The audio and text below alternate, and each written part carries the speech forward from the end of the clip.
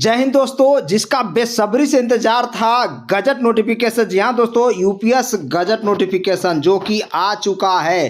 भारत सरकार ने UPS unified pension scheme gazette notification जारी कर दिया है। जी हाँ दोस्तों, आज है 25 जनवरी।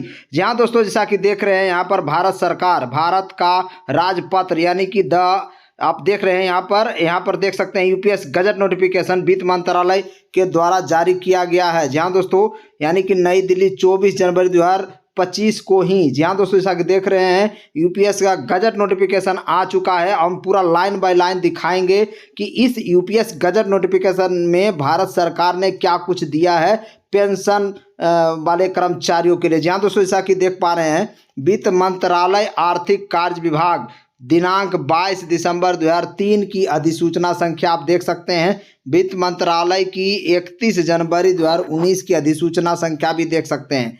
केंद्र सरकार ने राष्ट्रीय पेंशन प्रणाली के अंतर्गत कवर होने वाले केंद्र सरकार के कर्मचारियों के लिए राष्ट्रीय पेंशन प्रणाली के अंतर्गत एक विकल्प के रूप में एकीकृत पेंशन योजना, जिसको यूनिफाइड पेंशन स्कीम बोलती है, उसे शुरू करने का निर्णय लिया है। जी हाँ दोस्तों, इसके बाद देखिए यहाँ पर 2 नंबर पॉइंट आप देख सकते हैं कि यहाँ पर एकीकृत पेंशन योजना केंद्र सरकार के ऐसे कर्मचारियों पर लागू होगी जो राष्ट्रीय पेंशन प्रणाली के अंतर्गत आते हैं, यानी एनपीएस में जो कर्मचारी आते हैं उन्हीं के लिए लागू किया जाएगा। जी हाँ दोस्तों, और जो राष्ट्रीय पेंशन प्रणाली के अंतर्गत इस विकल्प को चुनते हैं वो विशेषताएं आप जान लीजिए। योजना के अंतर्गत क्या पात्रता होनी चाहिए आप देख सकते हैं। सुनिश्चित भुगतान केवल निम्नलिखित मामलों में उपलब्ध होगा। जी हाँ दोस्तों, यदि कोई कर्मचारी 10 वर्ष की सेवा अर्हक सेवा के पश्चात ही अधिवर्षिता प्राप्त कर लेता है तो अधिवर्षिता की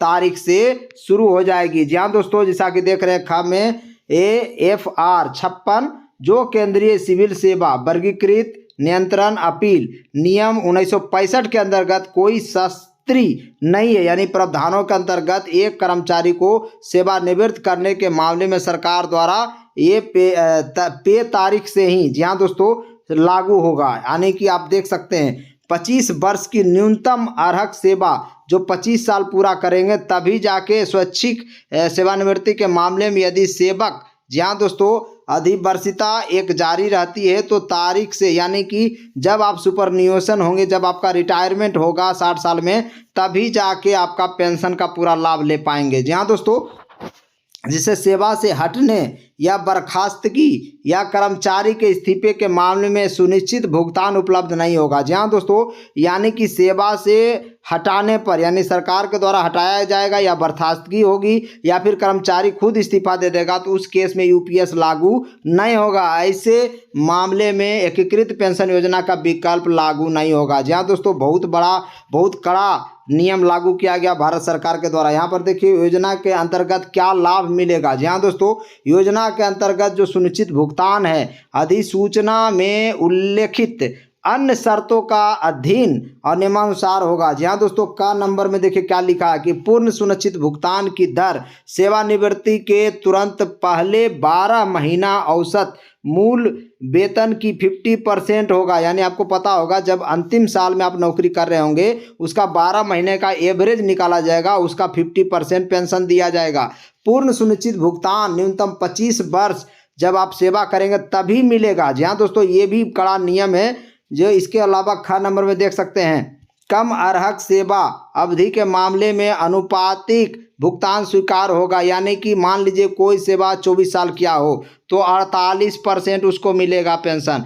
कोई अगर 23 साल पूरा किया हो तो दुनी 46% उसको पेंशन मिलेगा। यानी जितना वर्ष करेंगे उसका दुगना उसका पेंशन मिलेगा, यानी 10 वर्ष कम से कम होना चाहिए। यहाँ पर देख सकते हैं ग नंबर में 10 साल या उससे अधिक अर्हक सेवा के पश्चात सेवानिवृत्ति होने पर, यानी रिटायर होने पर 10,000 रुपया का न्यूनतम पेंशन गारंटी युक्त भुगतान सुनिश्चित किया जाएगा। जी हाँ दोस्तों, तो इससे पहले जो यूपीएस का जो नोटिफिकेशन था उसी का कट कॉपी पेस्ट किया गया है। टोटल के टोटल वही है, किसी भी प्रकार का कोई चेंज नहीं है। जैसा कि देख पा रहे हैं आप घ नंबर में देख सकते हैं 25 वर्ष की सेवा के पश्चात स्वैच्छिक सेवानिवृत्ति के मामले में सुनिश्चित भुगतान उस तारीख से शुरू होगा जिस तारीख में कर्मचारी सेवा में जारी रहते हुए अधिवर्षिता प्राप्त कर लेते हैं, रिटायर हो जाएंगे। जी हाँ दोस्तों, उसके बाद से ही शुरू होगा। इसके अलावा देखिए आप यहाँ पर चौथा नंबर पॉइंट देख सकते हैं, अधिवर्षता यानी रिटायरमेंट पश्चात मृत्यु के मामले में मृत्यु के तत्काल पूर्व भुगतान धारक स्वीकार 60% यानी कि जो फैमिली पेंशन मिलता है वो मिलेगा पति या पत्नी को। जी हाँ दोस्तों, जैसा कि देख पा रहे हैं। इसके अलावा फिर पांचवा पॉइंट, महंगाई राहत, सुनिश्चित भुगतान और पारिवारिक भुगतान, यानी 3 चीज़ें हैं। महंगाई राहत, जो पेंशन मिलेगा, पारिवारिक पेंशन मिलेगा। जैसे डीए और डीआर अभी बढ़ता है वैसे ही ये बढ़ेगा। जी हाँ दोस्तों, यानी महंगाई राहत की गणना सेवारत कर्मचारियों पर लागू महंगाई भत्ते की तरह ही की जाएगी, जिस तरह से अभी किया जाता है। हर 6 महीने पर डीए डीआर बढ़ता है, इसमें भी डीए डीआर बढ़ेगा। जी हाँ दोस्तों, ये बहुत बड़ी खबर है डीए डीआर के लिए। जी हाँ दोस्तों, क्योंकि इसमें बहुत बड़ा कन्फ्यूजन था। इसके अलावा देखिए छठा पॉइंट देख सकते हैं कि अर्हक सेवा के प्रत्येक पूर्ण 6 महीने के मासिक उपलब्धियों यानी मूल वेतन प्लस महंगाई का 10% दर से एक मुश्त भुगतान अनुमति दी जाएगी और एक मुश्त भुगतान सुनिश्चित भुगतान की मात्रा को प्रभावित नहीं करेगा। जी हाँ दोस्तों, तो इस तरह से ये भी एक बहुत बड़ा कड़ा नियम है। इसके अलावा यहाँ पर देख सकते हैं एकीकृत पेंशन योजना विकल्प के अंतर्गत कॉर्पस को 2 निधियों में सरकार बनाएगा। जी हाँ दोस्तों, आप देख सकते हैं यहाँ पर एक कम है कर्मचारी अंशदान और उसी के बराबर केंद्र सरकार अंशदान के साथ एक व्यक्तिगत कॉर्पस होगा, यानी कि 10% कर्मचारी देगा, 10% केंद्र सरकार देगी, जो एक व्यक्तिगत कॉर्पस में जमा होगा। और दूसरा कॉर्पस होगा केंद्र सरकार के अतिरिक्त अंशदान, जिसको पूल कॉर्पस बोलते हैं, यानी 2 कॉर्पस में जमा होगा। यानी कि 10% आपका, 10% केंद्र सरकार का, यानी 20% यहाँ जमा होगा व्यक्तिगत कॉर्पस में और 8.5% जमा होगा, 8.5% जमा होगा एक पूल कॉर्पस में। ये बात भी ध्यान रखिए। यहाँ पर देखिए डिटेल इसका किया गया है। कर्मचारियों का अंशदान महंगाई मूल वेतन महंगाई भत्ता का 10% और इसके बराबर ही केंद्र सरकार का भी अंशदान 10%, दोनों को प्रत्येक कर्मचारी के व्यक्तिगत कॉर्पस में जमा किया जाएगा। और इसके अलावा केंद्र सरकार उन सभी कर्मचारियों के अनुपातिक 8.5% मूल वेतन और महंगाई भत्ता का अतिरिक्त अंशदान की व्यवस्था करेगी, जिसे समग्र आधार पर पूल कॉर्पस के स्थान पर एकीकृत पेंशन योजना के विकल्प चुनने अतिरिक्त अंशदान एकीकृत पेंशन योजना विकल्पित अंतर्गत सुनिश्चित भुगतान की सहायता किया जाएगा। यानी कि जब भी आपका पेंशन जो 50% मिलेगा उसमें कमी होगा तो इसी पूल कॉर्पस से आपको पूरा किया जाएगा, जो पेंशन आपका 50% दिया जाएगा। जी हाँ दोस्तों, ये अलग कॉर्पस होगा, इस पे पूर्ण अधिकार केंद्र सरकार के पास होगा। ये 8.5% का जो जमा होगा और जो 10% का जमा होगा उस पर आपका अधिकार है। इसके अलावा देख सकते हैं 10वां पॉइंट में कर्मचारी केवल व्यक्तिगत कॉर्पस के लिए निवेश विकल्पों को अपना सकते हैं, यानी कि आपका अधिकार होगा जो 10-20% जमा होगा वो आप चाहें तो निवेश करने का विकल्प होगा। अगर आप अगर जो विनियामक है और विकास प्राधिकरण जो PFRDA है वो बाय डिफ़ॉल्ट अगर आप नहीं चूज करते हैं तो बाय डिफ़ॉल्ट पैटर्न अपने आप वो जमा करेगी। जी हाँ दोस्तों, इसके अलावा केंद्र सरकार के अतिरिक्त अंशदान माध्यम जो पूल कॉर्पस होगा उसका निवेश संबंधित जो प्रावधान और पूरा अधिकार वो केंद्र सरकार के पास होगा। तो ये सब विशेष बातें हैं जो यूपीएससी गजट नोटिफिकेशन में आया है। इसके अलावा देखिए यहाँ पर इसमें देख सकते हैं उन कर्मचारियों के संबंध में है जो एकीकृत पेंशन योजना के परिचालन की तारीख से पूर्व सेवानिवृत्त हुए हैं।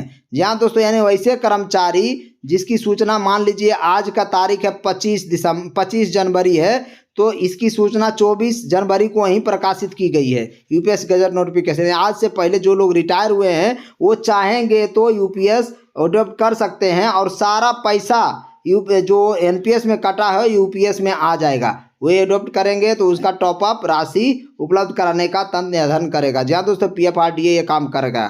तो ये सब चीज़ें चल रही है। जी हाँ दोस्तों, इसके अलावा देखिए स्पष्टीकरण दिया जा रहा है कि अधिसूचना परियोजन हेतु मूल वेतन निजी प्रैक्टिस के बदले चिकित्सा अधिकारी को दिया गया गैर प्रैक्टिस भत्ता शामिल है।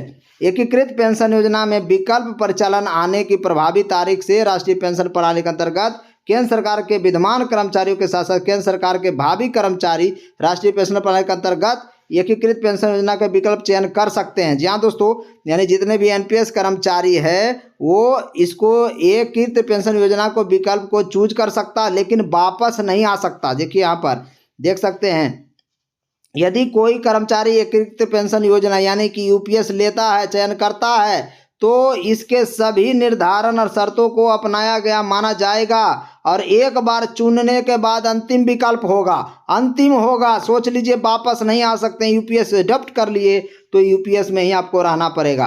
तो ये सब चीज़ें हैं आपको हम बता रहे हैं दोस्तों। ये यूपीएस गजट नोटिफिकेशन है। आज के लिए इतना, इसके अलावा का वीडियो भी हम आगे वीडियो में बनाएंगे, आपको बताएंगे। मेरे चैनल को लाइक करिए, शेयर करिए, सब्सक्राइब करिए। जय हिंद, जय भारत।